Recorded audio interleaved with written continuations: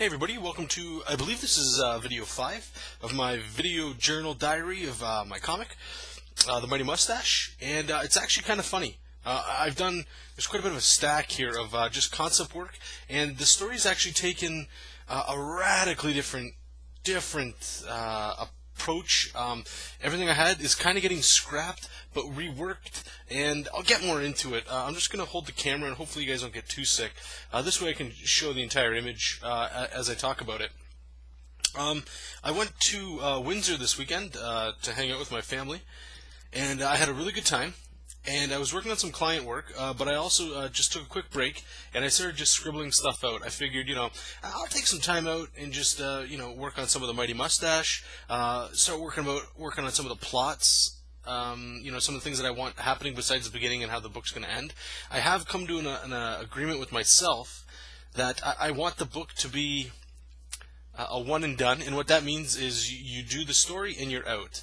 So it'll probably be about 3 or 5 chapters, and I'll probably release it as in like a trade paperback. So I'm thinking maybe like 80 to 120 pages, if I'm lucky. I mean, I don't want to put anything in cement right now, but that's what I would like to have.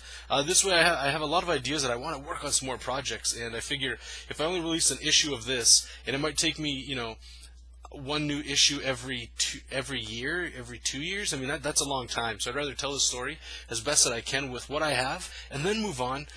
So I'm going to try devoting all my time into this. So what I was doing was just trying to get some ideas of the world that our friend the Mighty Mustache is going to inhabit. And this was just a really quick idea that I had. You have 2 guys here, really crudely drawn. That's a really crummy gun, but 2. Try to make them look like thieves or bad guys if they got a gun, and we'll have the sun back here and the big silhouette of the Mighty Mustache, clearly with the big mustache up there and the big M on his chest, and like a little sunshine coming through from the back there, just to show he's the guy in town, just to give you a little idea of the size that I'm going for and all that good stuff. So just scribbling, getting ideas again, and then coming up with even more ideas. And this is a little different here, a little more rendered out, but we got him there. He's holding up what was going to be a falling building and there's going to be a kid down in the corner, just to show regular superhero stuff, saving the day, saving the kids, still doing its thing. And just working with the character a little bit more. We have him here. He's kind of like coming at you like a grappler's pose. This right here is pretty much my mindset of what I had, the Mighty Mustache to be like, just really in-your-face grappling type of stuff, not like an evil, brooding guy or anything like that. That may have been mistaken in the very first image that I showed, but, I was getting some ideas with this, playing around, and just see what else is coming up here. Actually, this shouldn't be here, this shouldn't be here. 1 second here, just let me, I want to get the pages loose in the right order.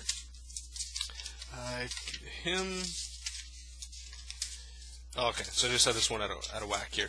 So on the weekend there, I was posting on my Twitter just some of these characters I was coming up with, and this was the main villain here. Okay, this is the Lord Vex. This is the first little concept I had for him. Then I was just playing around, and I kind of liked how the teeth were going in there. Just playing around a little bit more, and then this is what we ended up coming up with. So he's a pretty thick dude.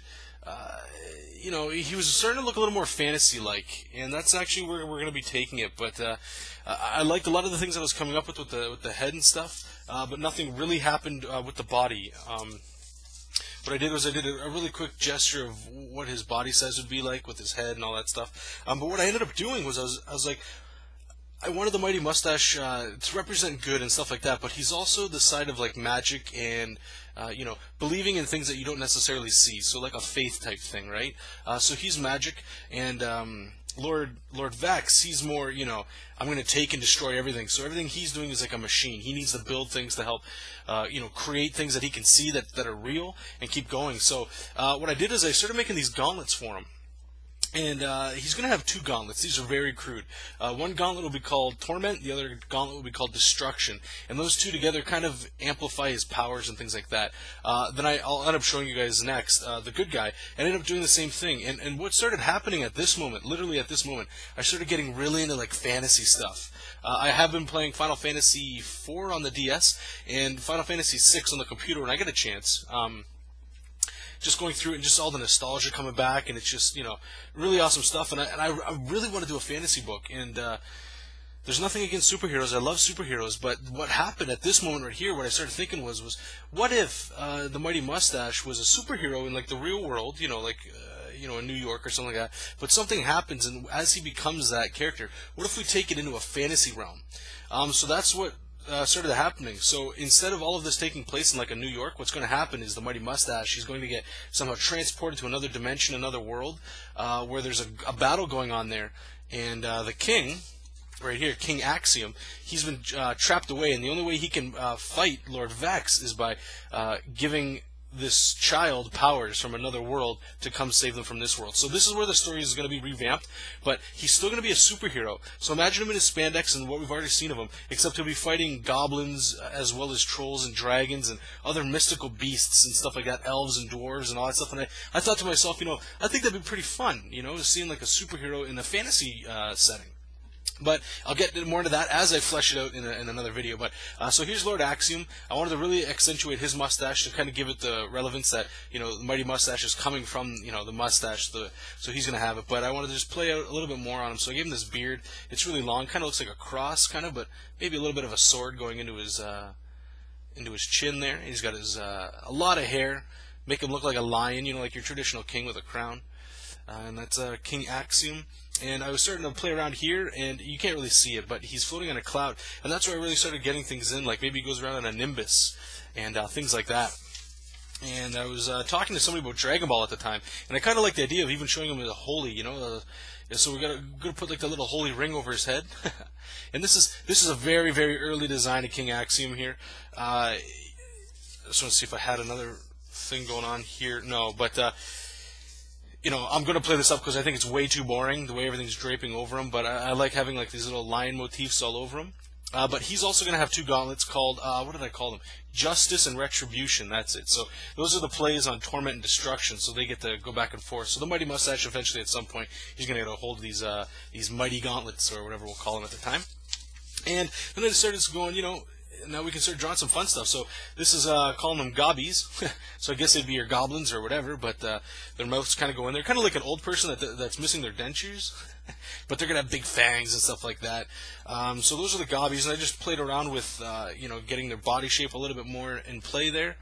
These will be like the main minions, that basically populate the earth that Lord Vex runs around. This is just a quick shot showing like maybe a castle that King Axiom lives on, and showing, classic Star Wars stuff where you'll have like a sun and a moon, or two moons or two planets in the background, just to show you that it's not exactly Earth, and put two guys there just to give it a little bit of proportion. I'll play around with the world a little bit more. And again, this guy's just here like a little goblin joker type. It doesn't even matter really what that is. But so that's where we're at right now, and I just wanted to share that with you guys. I'm kind of digging how this is going, because I'm able to do a lot of fantasy stuff that I really want to get into, especially drawing dwarves and stuff like that.